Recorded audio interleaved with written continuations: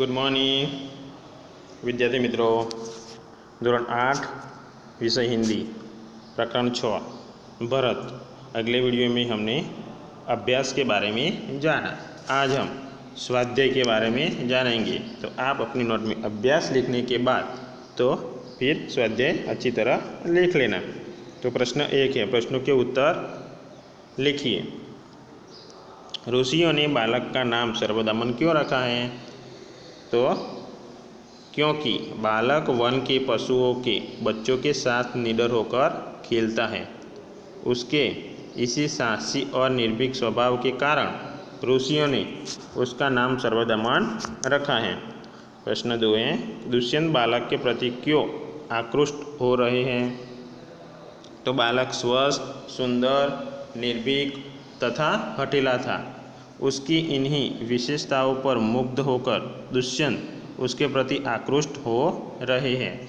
फिर आगे प्रश्न 3, दुष्यंत ने पूर्ववंशीय जीवन की कौन सी 2 रीतियाँ बताई है? 2 रीतियाँ बताई थी ना, वो कौन सी थी?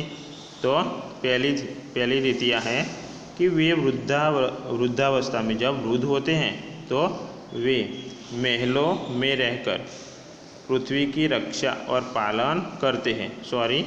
जो पहले लिखना हमें, वे युवा अवस्था में महलों में रहकर पृथ्वी की रक्षा और पालन करते हैं। युवा अवस्था में वो क्या करते हैं कि महलों की रक्षा करते हैं और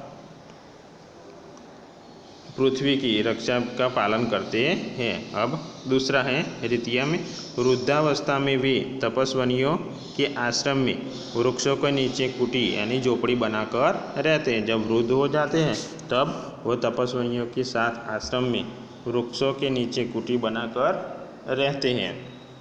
अब ये 2 आप लिख सकते हैं। अब प्रश्न 2 है, चित्रों का अवलोकन करके अपने शब्दों में कहानी लिखनी है। आपको चित्र दिए गए हैं, 1, 2, 3 और 4 चित्र दिए गए हैं। आपने कहानी भी सुनी होगी कि और पढ़ी भी होगी। तो आप हमको ये कहानी, ये चित्र देखकर एक कहानी बनानी है। तो हम कहानी का शीर्षक क्या देंगे? तो पहले देंगे कहानी का शीर्षक लक्कड़हारा और देवदूत। तो हम चित्र में देख सकते हैं कि एक लक्कड़हारा लकड़ी काट रहा है और देवदूत वो उसे कुल्हाड़ी वापस करता है। तो उसके बारे में हम जानेंगे। एक लक्कड़हारा था, एक गांव था, उसमें एक लक्कड़हारा था। वह रोज़ जंगल में जाता था। वह अपने परिवार का जीवन गुजरान करने के लिए जंगल से छोटी मोटी लकड़ियाँ काट कर लाता था। तो वो रोज़ जंगल में जाता था, लकड़ियाँ काटता और उन्हें बाज़ार में बेच देता था। इन पैसों से ही उसके परिवार का गुजारा होता था। एक दिन लक्कड़हारा एक पेड़ पर चढ़कर उसकी एक डाल काट रहा था। तो पहले चित्र में हम देख सकते हैं कि एक लक्कड़हारा क्या करता है, पेड़ पर चढ़कर उसकी एक डाल काट रहा था। पेड़ नदी के किनारे था। हम देख सकते हैं कि पेड़ है, वो नीचे नदी बहती जा रही है। तो नदी के किनारे था। अचानक उसकी कुल्हाड़ी उसके हाथ से छूट गई, नीचे नदी में जा गिरी। लक्कड़हारा पेड़ से उतरा पर उसे तैरना नहीं आता था, अतः उदास होकर वहीं बैठ गया। उसकी कुल्हाड़ी पानी में गिर गई है, वो उदास हो गया है पर उसको तैरना नहीं आता। अब क्या करें? तो संयोग से वह देवदूत वहाँ से गुजरा। तो आगे उसकी दृष्टि लक्कड़हारे पर पड़ी। उसने लक्कड़हारे से उसकी उदासी का कारण पूछा। लक्कड़हारे ने उसे नदी में अपनी कुल्हाड़ी गिरने की बात बताई। देवदूत ने कहा कि तुम घबराओ मत, मैं नदी से तुम्हारी कुल्हाड़ी निकाल दूंगा। वो देवदूत उसकी कुल्हाड़ी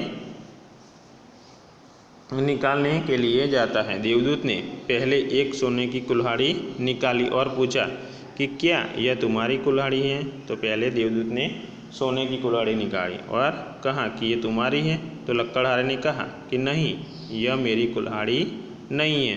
तब देवदूत ने चांदी की कुल्हाड़ी निकाली लकड़हारे ने कहा कि यह भी मेरी कुल्हाड़ी नहीं है। अंत में देवदूत ने लोहे की कुल्हाड़ी निकाली।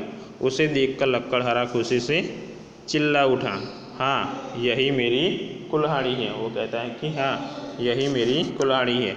देवदूत लकड़हारे की ईमानदारी पर बहुत खुश हुआ।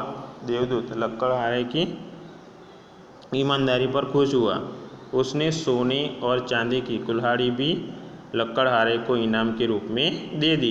तो उसके पास अब 3 कुल्हाड़ी हो गई, सोने की, चांदी की और लोहे की।